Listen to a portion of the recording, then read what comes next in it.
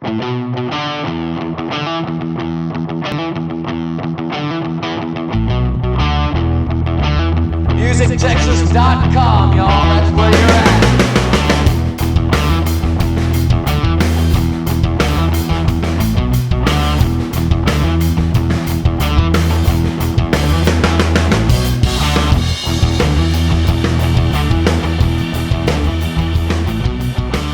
Probably something we did before we started using tools, and you hear music used by different animals as well as by humans, and that's because it's the principal tool for transcendence. It takes us somewhere. It can give you strength to survive in difficult times.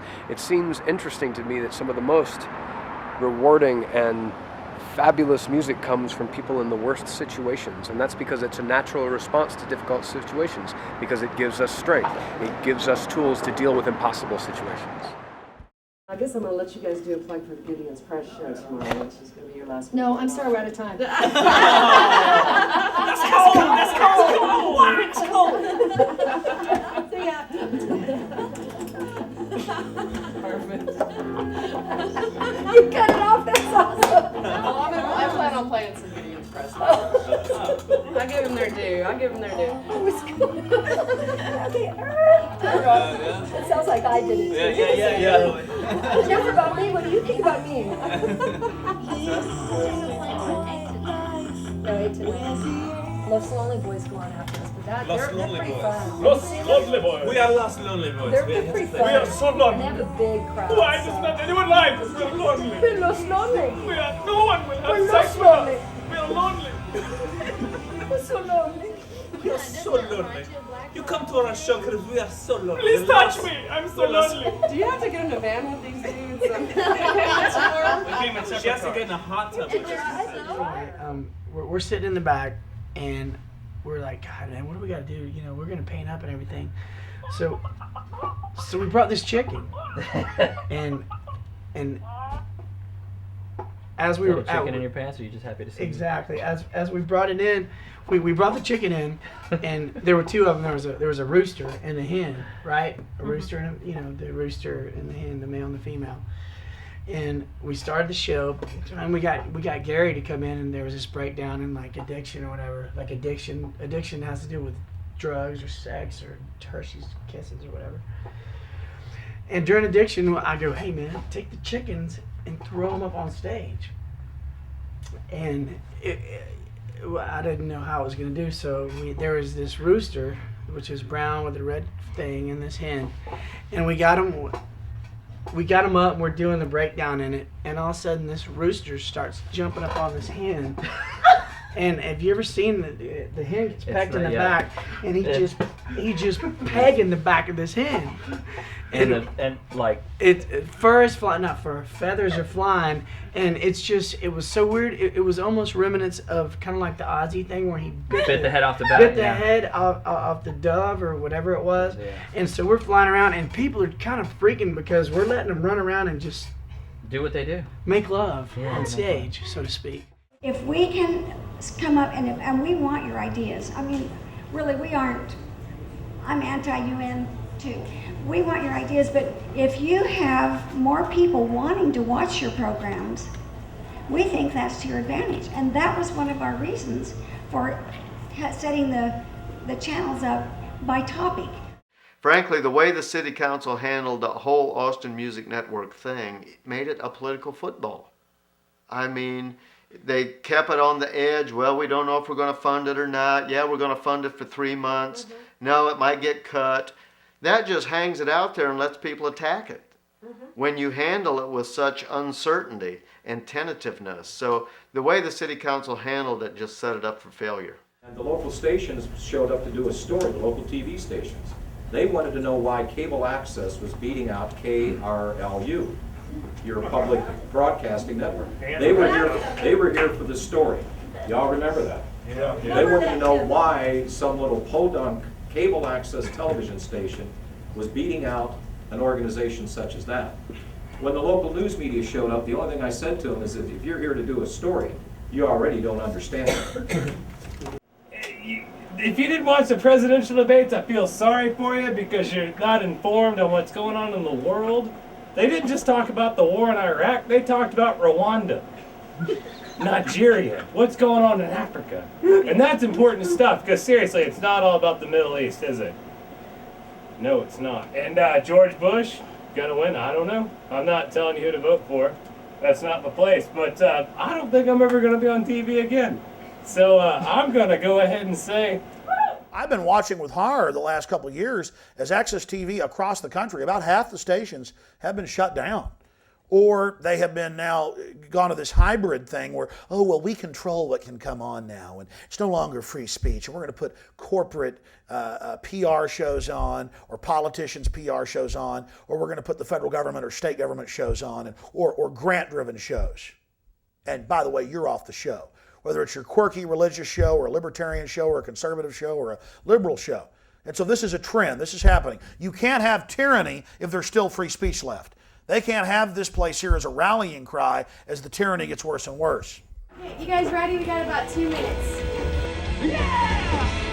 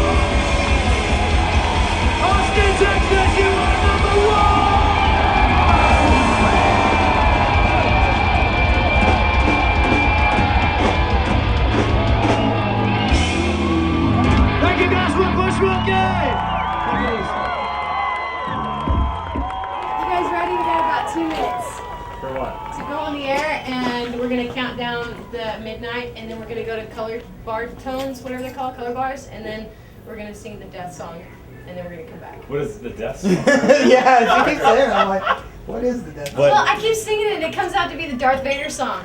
It's like Happy Days are here again. That's what I think. Take it up. Don't take it down.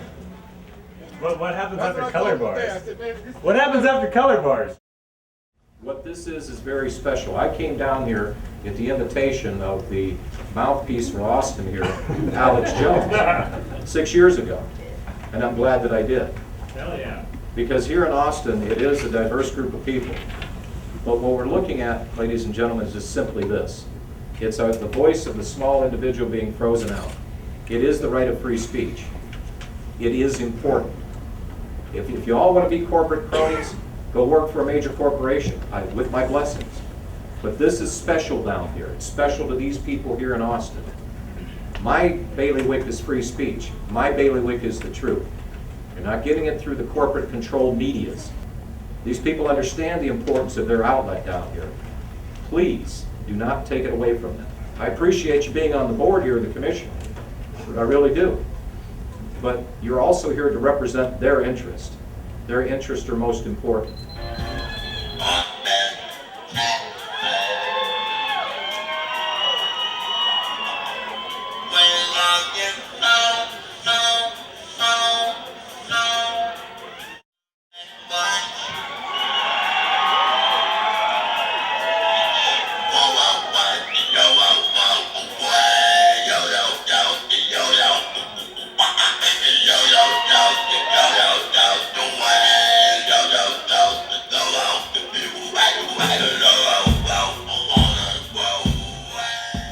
Weird, I didn't understand that until I saw the diverse group of people. They have one thing in common. They want their voices heard. They have little or no venue in which to do this. As any one of you would, if you individually struck out on your own, who would listen to you? So I appreciate your time. I want you to listen to what these people have to say, and please make the right decision. The right decision is to keep the cable access public for these fine folks here. Yes. Thank you.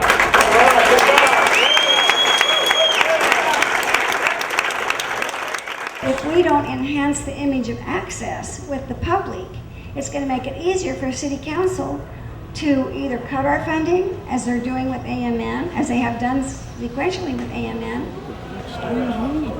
Okay, my name is Jeff Contreras, and I'm a producer down at Access. I have a live TV show, and I've lived in Austin now for a little over 10 years. And I've had an Access show for about 7 of those 10 years that I've lived here in Austin. And throughout all the time I've lived here in Austin, all I ever heard was that Austin has the best Access television in the nation.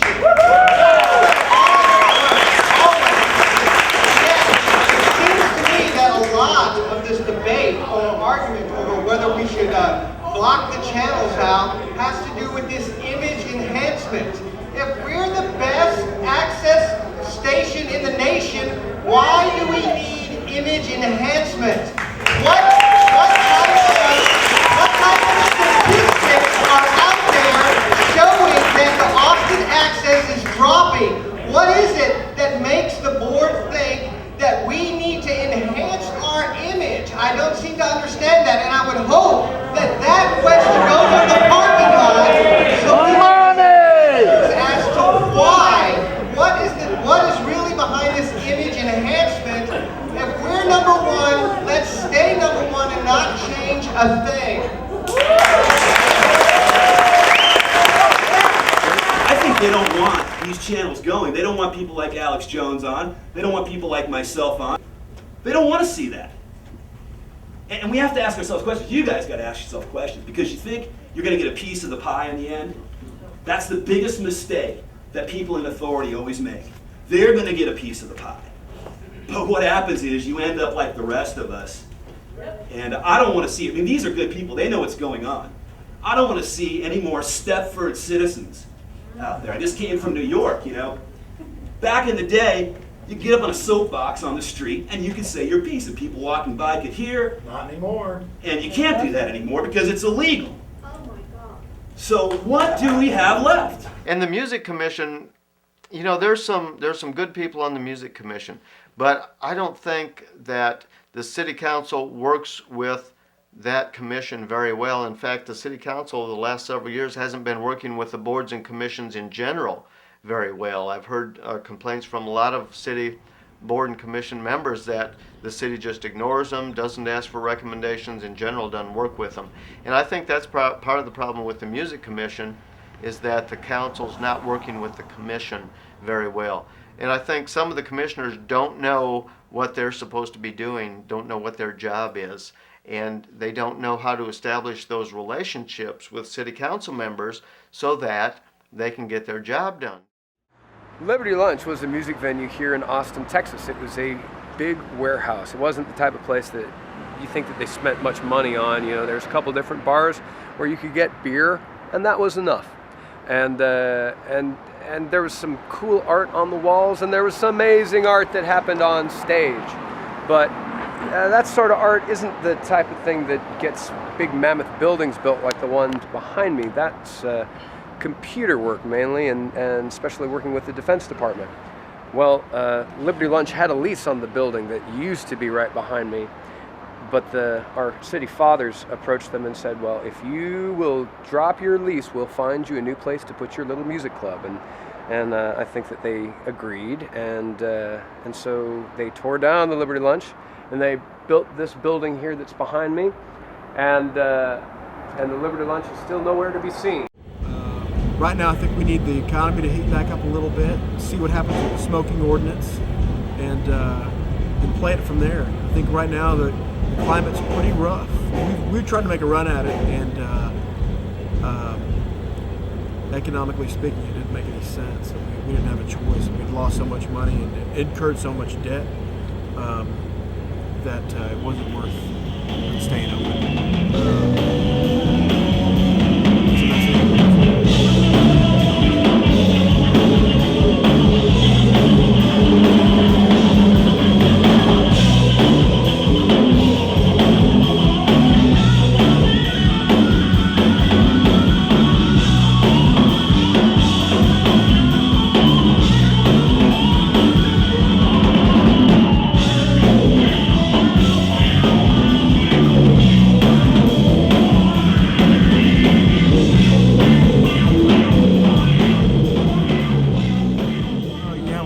on Momo's, which does real well for us, and we enjoy it. I think it's a good club in this environment that it's somewhat smaller and reasonably less capital needed to operate it.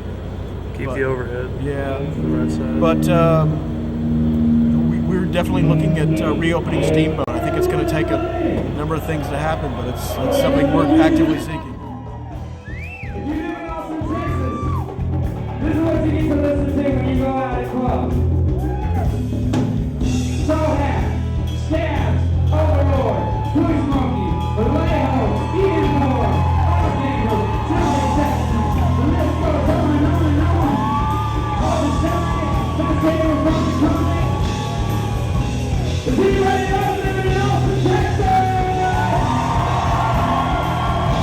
Well, people see me down here. What's that? Bring it down. Yeah, that's a very good point. I think Steamboat, the reputation of Steamboat is a venue that's always fostered young talent, and that's always been my philosophy, even before I got into Steamboat. And unfortunately, it's one of the most difficult things to do, and trying to work at the bottom line and still cultivating new young talent. That's what we want to do, and I still want to do it. I think it may, a year or so down the road, I think we're gonna give another run at it with the right set of circumstances.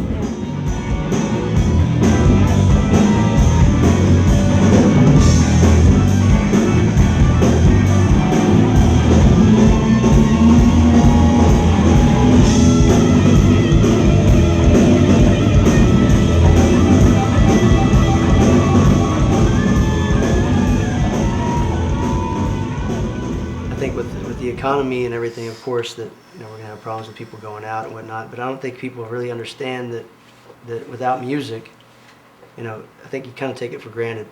That it's always going to be there. It's always been here for people who have moved here over the last 10 years. I moved here 10 years ago, and it was it was always here. So you think it's always going to be here, but the less people that go out, more clubs close, more bands break up. Yeah. I mean, nowhere else a place to play. It's just I think people need to understand that in order to have a scene, you need to appreciate that scene, because not everybody has that scene. Like you said, LA, they don't have AMN. Mm-hmm. I grew up from a small town. I came from a small town, so we didn't have, in Beaumont, Texas, Jesus Christ, didn't have anything.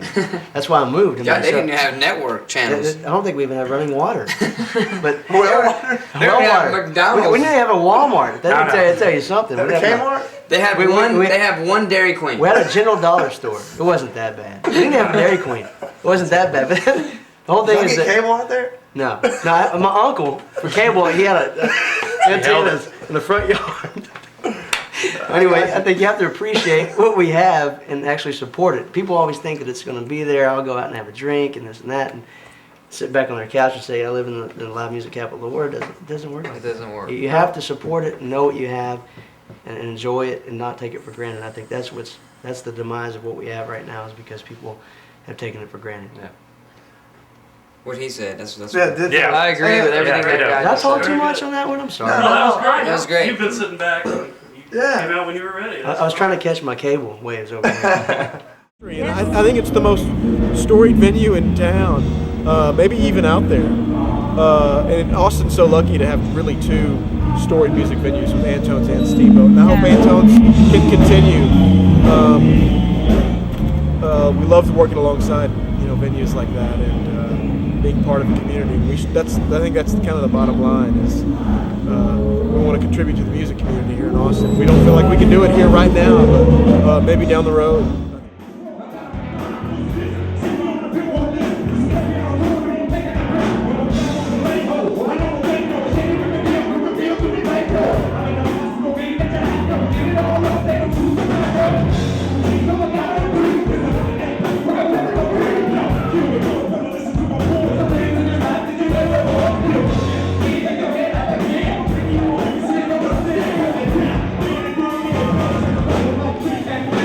Let's go!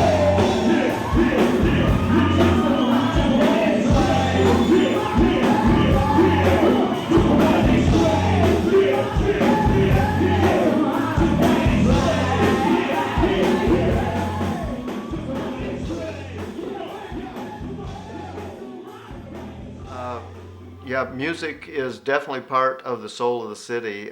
People often say that Barton Springs is the soul of the city, and it's true that the abundant water here, the lakes and the springs, Barton Springs in particular, is part of the soul of the city, but so is the music. And you put those two things together and you got a very special place. Well, I'm going to tell you very honestly that without the city council committed to what you and we are doing, we're all short-termers. Even free speech is short-term. When the community sees that kind of wishy-washy support, who wants to get involved in that? You know, nobody will. And to take it and have this idea that the city government would sanctify the concept and try to support it in some way, I think was an excellent idea. And I think some really good things have come out of it, like the Music Network, because without that moniker, the Music Network would not have been created. It's the only publicly city-owned music network in the world. It's the most unique institution. I mean, it's really kind of an institution now. I mean, everybody around here pretty much know, when you say AMN, they know what you're talking about, Austin Music Network. Like it, hate it, feel neutral about it, it serves a tremendous function for this community. I've just always thought the best stuff rises to the top anyway. So if something is good, and if it's Austin Music Network that brings it to people's attention, then finally that CD comes out, and then finally commercial radio plays it, and it gets, it gets bigger and bigger distribution. Channel 15. Are my friends on there? My friends are on TV. Am I on TV? I'm not going to lie. I like seeing myself on TV. How cool is that? That's my music. That's everybody else who's watching at that time seeing my music. All different kinds of music. No game shows, no reality shows. Is there a plan to merge ACTV with the Austin Music Network?